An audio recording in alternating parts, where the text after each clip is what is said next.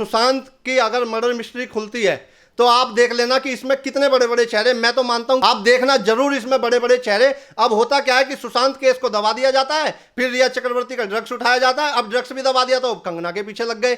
ये पुलिस के ऊपर मैं नहीं मानता महाराष्ट्र पुलिस की कोई इसमें गलती है, क्योंकि इसमें राजनीतिक पुलिस का दबाव है, राजनीतिक दबाव है पुलिस पर, तो पुलिस इसलिए मुरझाई हुई है, पुलिस अपना काम ठीक से नहीं कर पा रही है।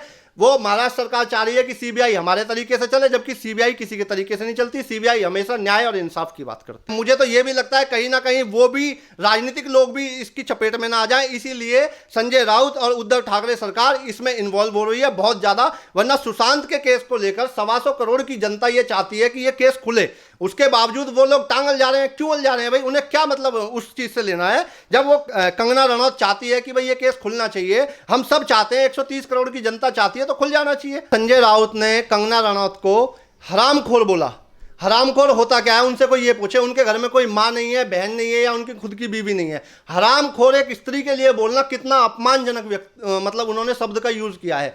अब दूसरी बात आती है ये कि कंगना रनौत का उन्होंने दफ्तर तोड़ा, वो उसका घर भी तोड़ दे, कोई दिक्कत नहीं है। मैं कहना चाहता हूं कंगना रनौत अपना एक बैंक का एक अकाउंट नंबर शेयर करें, हम लोग जितना फाइनेंशियली उनको मदद कर सकेंगे, पूरा भारत उनके साथ है। जैसे अक्षय कुमार की छवि हमारी नजरों में अच्छी है, ऐसे हम कंगना रनौत के साथ हैं। फाइनेंशियली बिल्कुल भी अपने आप को कमजोर ना समझे, जो हम लोगों से भारतवासियों से मदद होगी हम बिल्कुल आपके साथ खड़े। नमस्कार, स्वागत है आपका हमारे चैनल प्यारा हिंदुस्तान पे। कंगना रनावत के ऊपर जिस तरीके से शिवसेना ने अपनी गुंडागर्दी दिखाई है, जंगल राज दिखाया है, तो उसको लेकर ऐसा लग रहा है कि अब ज्यादा दिन नहीं है जिसकी वजह से शिवसेना महाराष्ट्र में अपने पैर टेक पाए। उसके लिए चाहे भगत सिंह कोश्यारी हो, उन्होंने भी उद्धव सरकार को डांट लगाई है, और उसके बाद कंगना ने भी ये कह दिया है कि ये शिवसेना नहीं बल्कि सोनिया सेना है और आप सिर्फ एक वंशवाद का नमूना हो। तो इसी पे बात करने के लिए हमारे साथ मौजूद हैं कृष्णा बंसल सर, और इन्हीं पे इनसे बात करेंगे। सर, जिस तरीके से कंगना रनावत ने ये कहा है कि ये शिवसेना नहीं है बल्कि सोनिया सेना है और वंशवाद का एक नमूना है, मेरा मानना है कि शिव सैनिकों का ये काम ही नहीं है जो इन्होंने घिनौना कृत्य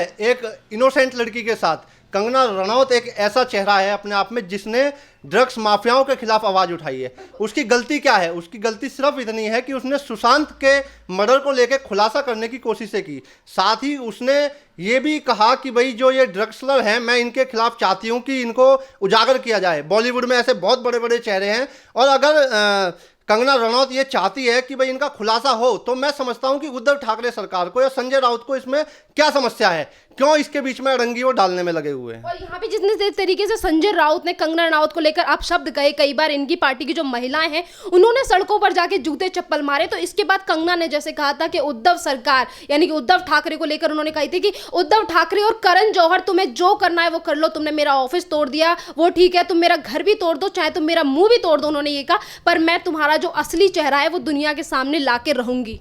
देखिए, कंगना रनौत अगर उनका दफ्तर तोड़ा गया तो वो बहुत निंदनीय काम महाराष्ट्र सरकार ने किया है। साथ ही सरकार में बैठे हैं ये मंत्री लोग हैं, संजय राउत बहुत बड़े पद पे हैं, एक सम्मानित पद पे हैं। साथ ही बाला साहब ठाकरे को अगर आप लोगे, बाला साहब ठाकरे की ये नीतियां ही नहीं रही कभी भी। वो तो औरतों का सम्मान करते थे, स्त्रियों का सम्मान करते थे।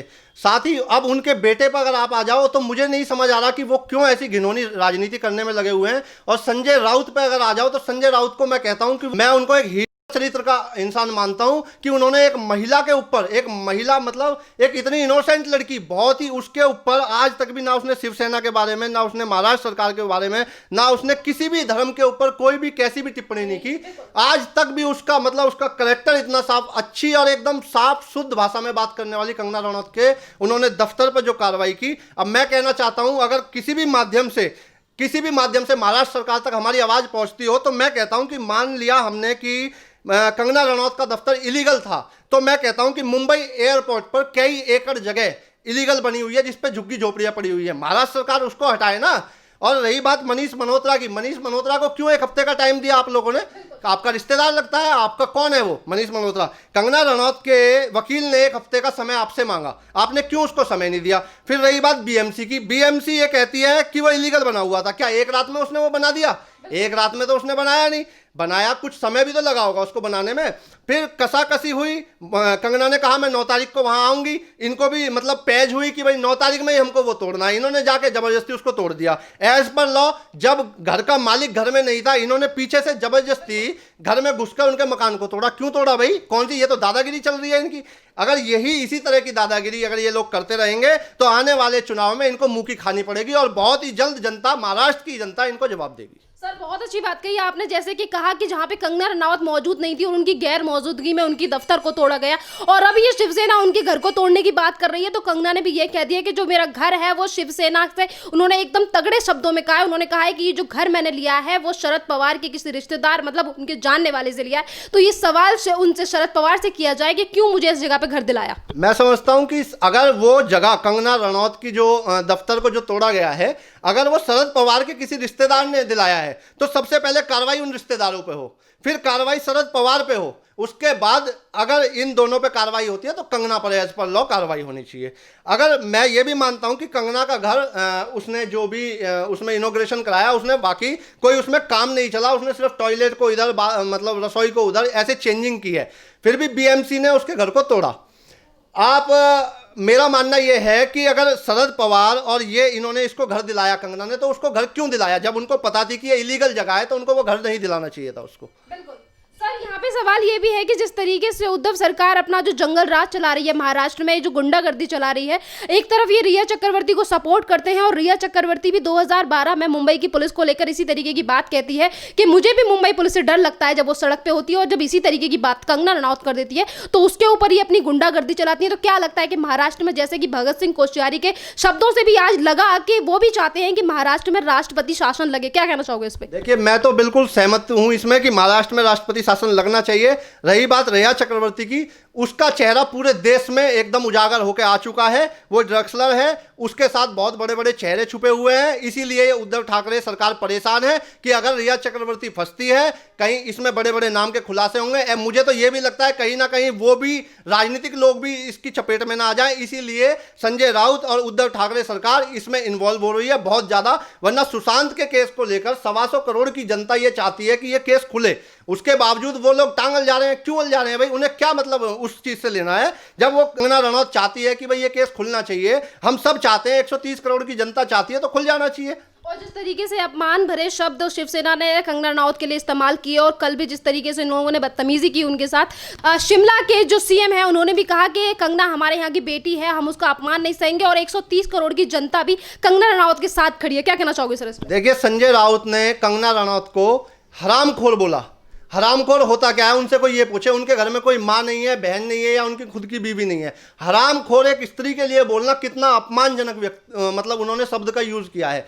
अब दूसरी बात आती है ये कि कंगना रनौत का उन्होंने दफ्तर तोड़ा, वो उसका घर भी तोड़ दे, कोई दिक्कत नहीं है। मैं कहना चाहता हूं कंगना रनौत अपना एक बैंक का एक अकाउंट नंबर शेयर करें, हम लोग जितना फाइनेंशियली उनको मदद कर सकेंगे, पूरा भारत उनके साथ है। जैसे अक्षय कुमार की छवि हमारी नजरों में अच्छी है, ऐसे हम कंगना रनौत के साथ हैं। फाइनेंशियली बिल्कुल भी अपने आप को कमजोर ना समझे, जो हम लोगों से भारतवासियों से मदद होगी हम बिल्कुल आपके साथ खड़े हैं। सर, यहाँ पे कंगना ने ये भी कहा था कि जो बॉलीवुड माफिया है उनका साथ लेकर उद्धव ठाकरे कुछ भी करें, पर मैं इन लोगों को एक्सपोज करके रहूंगी। मतलब उन्होंने साफ तौर पर जो बॉलीवुड माफिया है, यानी कि उसमें उन्होंने साफ तौर पर करण जौहर का नाम भी लिया। करण, तो मैं आपको बताना चाहूं कि सुशांत की अगर मर्डर मिस्ट्री खुलती है तो आप देख लेना कि इसमें कितने बड़े बड़े चेहरे, मैं तो मानता हूं आप देखना जरूर इसमें बड़े बड़े चेहरे। अब होता क्या है कि सुशांत केस को दबा दिया जाता है, फिर रिया चक्रवर्ती का ड्रग्स उठाया जाता है, अब ड्रग्स भी दबा दिया तो कंगना के पीछे लग गए। ये पुलिस के ऊपर, मैं नहीं मानता महाराष्ट्र पुलिस की कोई इसमें गलती है, क्योंकि इसमें राजनीतिक पुलिस का दबाव है, राजनीतिक दबाव है पुलिस पर, तो पुलिस इसलिए मुरझाई हुई है, पुलिस अपना काम ठीक से नहीं कर पा रही है। वो महाराष्ट्र सरकार चाह रही है कि सीबीआई हमारे तरीके से चले, जबकि सीबीआई किसी के तरीके से नहीं चलती। सीबीआई हमेशा न्याय और इंसाफ की बात करती है। सर, अभी आपने अनिल देशमुख को लेकर जैसे कि बात कही कि महाराष्ट्र पुलिस की इसमें गलती नहीं है क्योंकि राजनीतिक दबाव है उनके ऊपर, अनिल देशमुख ही इस तरह से इन सारी चीज़ों को संभालते हैं। तो काफ़ी सारे लोगों का देश में से ये भी कहना है कि जिस तरीके का रवैया शिवसेना का या फिर उद्धव सरकार का इस पूरे केस में रहा है, तो अनिल देशमुख और उद्धव ठाकरे को इस्तीफा दे देना चाहिए। मैं मानता हूं कि उद्धव ठाकरे वो बाला साहब ठाकरे के पुत्र हैं और बाला साहब ठाकरे की नीतियां पूरे भारत को पता है कि वो कभी स्त्रियों के ऊपर ऐसा दुर्व्यवहार नहीं करते। पता नहीं उद्धव ठाकरे को कौन मिसगाइड कर रहा है, मुझे समझ नहीं आ रही है ये चीज़। रही बात अनिल देशमुख की, मैं उन्हें भी बहुत अच्छा इंसान नहीं मानता। मेरी नज़रों में उन्होंने जब ये कंगना के ऊपर बयानबाजी शुरू की है, संजय राउत और अनिल देशमुख का इसमें बहुत ही बड़ा हाथ है।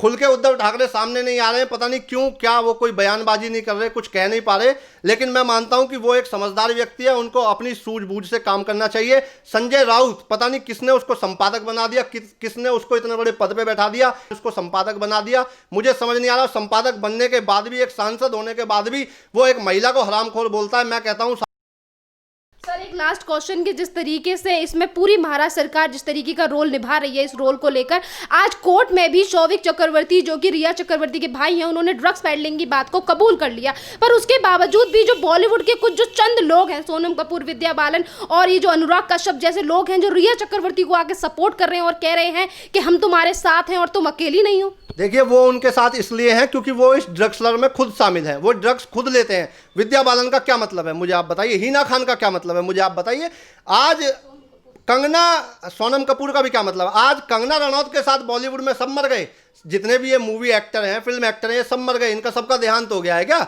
ये कहाँ चले गए? आज कंगना रनौत के साथ कंधे से कंधा मिला के क्यों नहीं खड़े हुए हैं? आज वो आमिर खान हिजड़ा कहाँ है जो कहता है कि मुझे भारत में रहने से डर लगता है? कहाँ चला गया वो नसरुद्दीन साहब? मुझे समझाइए ना। कितने एक्टर, तमाम एक्टरों के नाम है बड़े बड़े, मैं नाम नहीं लेना चाहता, लेकिन जिन्होंने ये कहा कि मुझे भारत में रहने से डर लगता है, हम यहाँ सेफ नहीं है, आज वो कंगना रनौत के साथ क्यों नहीं खड़े हैं? मुझे बताओ। धन्यवाद सर।